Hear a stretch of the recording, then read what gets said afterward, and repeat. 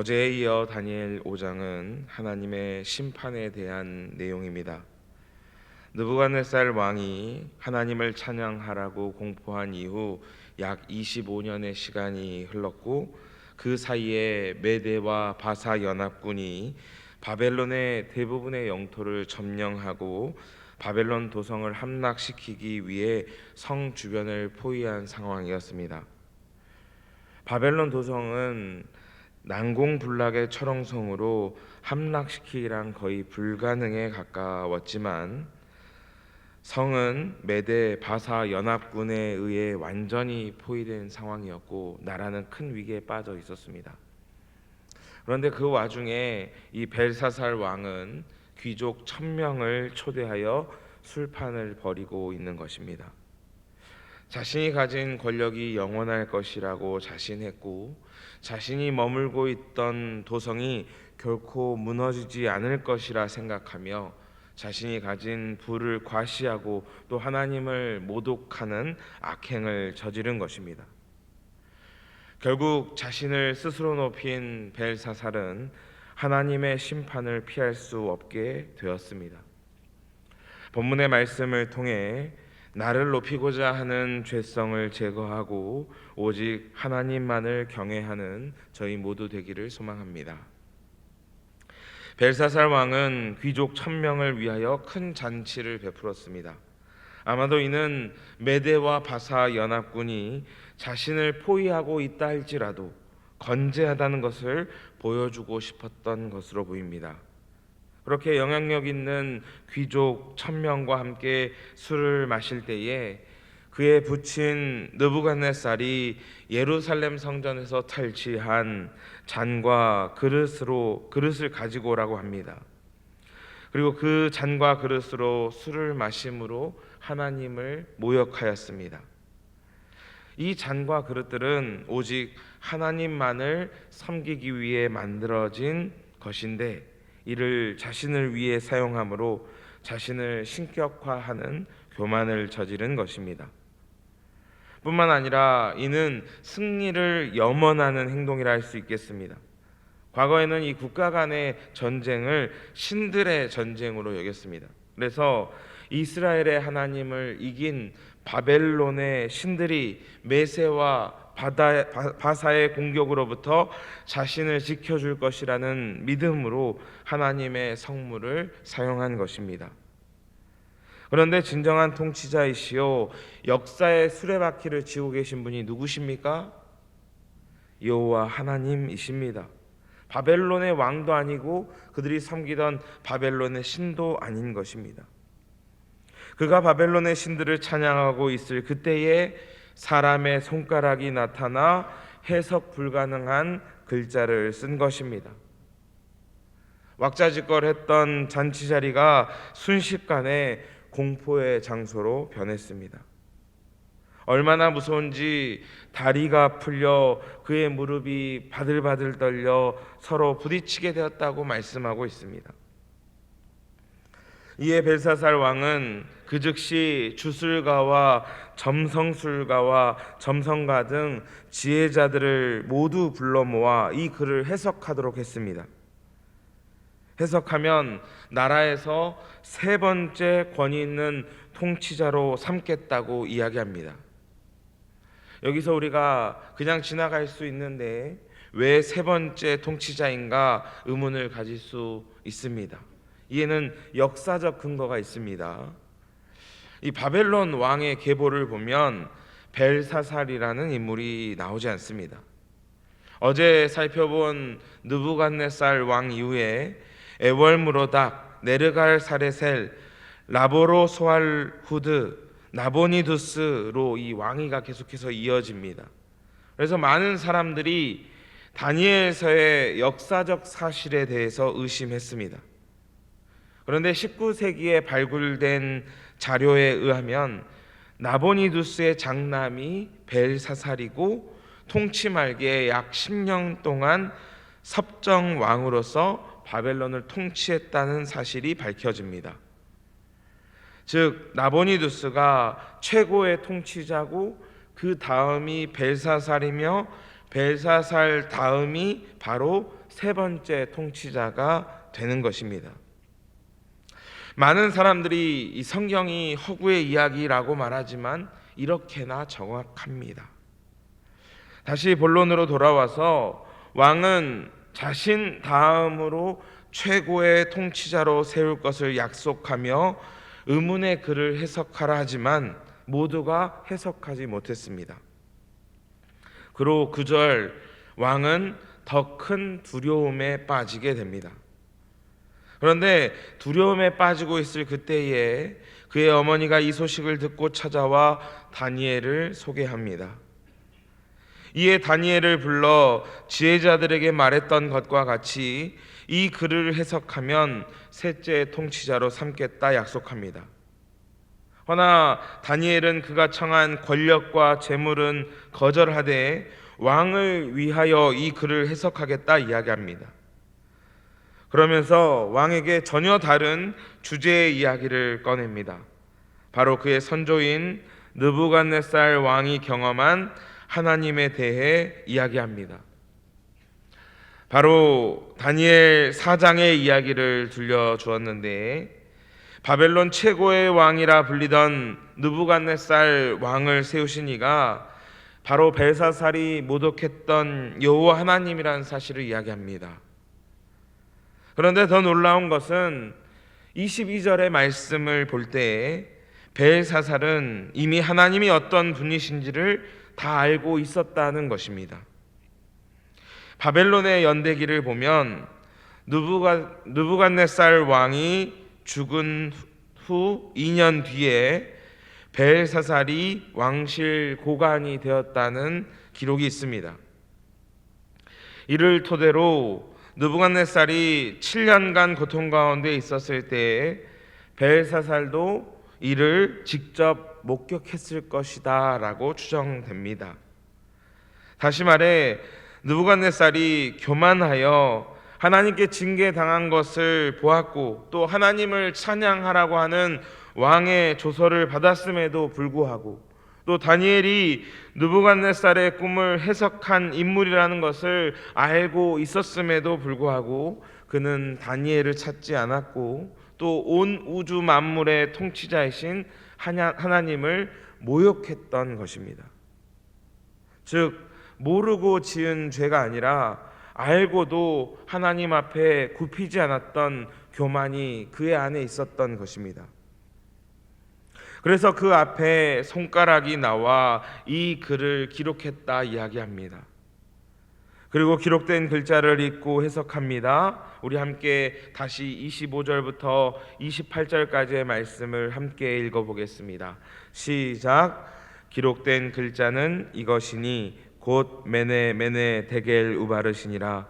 그 글을 해석하건대 메네는 하나님이 이미 왕의 나라의 시대를 세어서 그것을 끝나게 하셨다 하며 데겔은 왕을 저울에 달아보니 부족함이 보였다 하며 베레스는 왕의 나라가 나뉘어서 메대와 바사 사람에게 준바되었다 함이니이다 하니 메네가 2번 적어졌는데 이는 하나님께서 계산하시고 또 계산해 보셨다는 것입니다.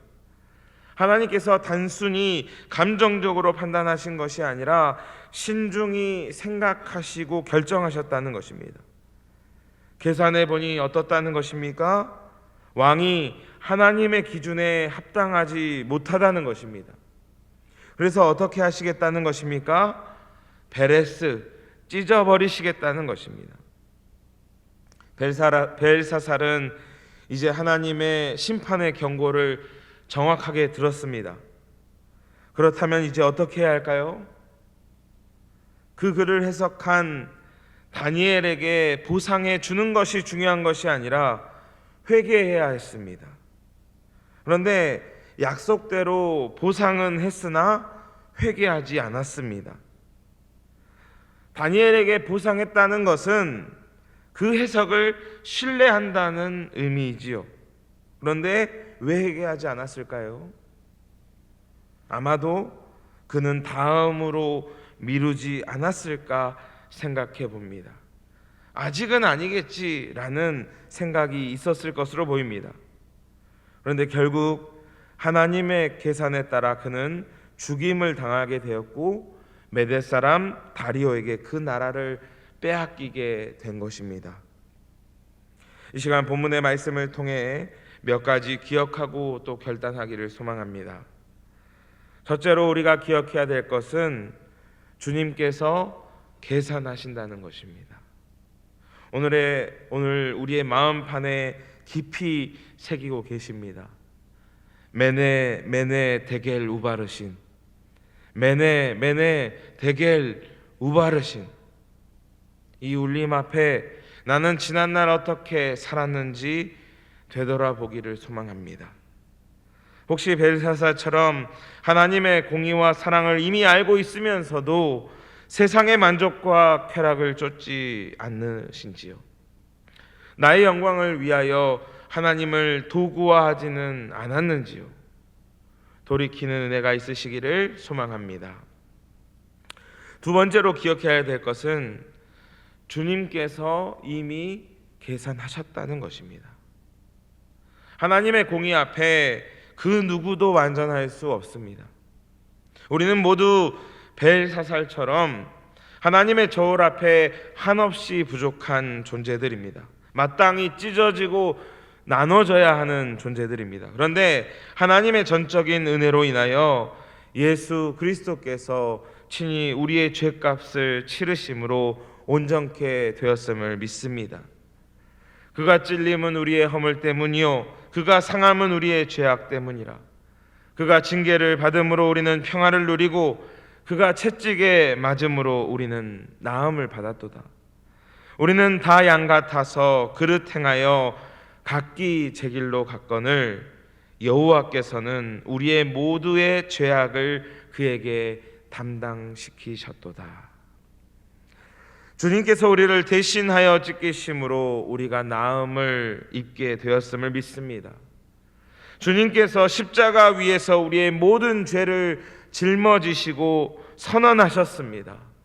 다 이루었다. 테텔레스타이, 내가 값을 치루었다고 말씀하십니다. 우리 모두는 다 그 은혜로 살아가고 있습니다. 오늘은 주님의 고난과 부활을 깊이 묵상하는 사순절 첫 번째 날입니다. 이 시간을 통해 나의 모든 죄를 대신 짊어지신 주님의 깊은 사랑을 묵상하길 원하고 또 감사와 영광을 올려드리는 복된 그리스도인 되기를 소망합니다. 끝으로 기억해야 할 것은 오직 하나님의 영광을 위해 살아야 된다는 것입니다. 오늘 다니엘은 큰 유혹 앞에 서 있습니다. 벨사살은 말합니다. 내가 너에게 세 번째 통치자가 되게 하리라. 그런데 다니엘의 관심은 세상의 부귀영화가 아니었습니다. 오직 하나님의 영광이요 그분의 뜻을 이루는 것이었습니다.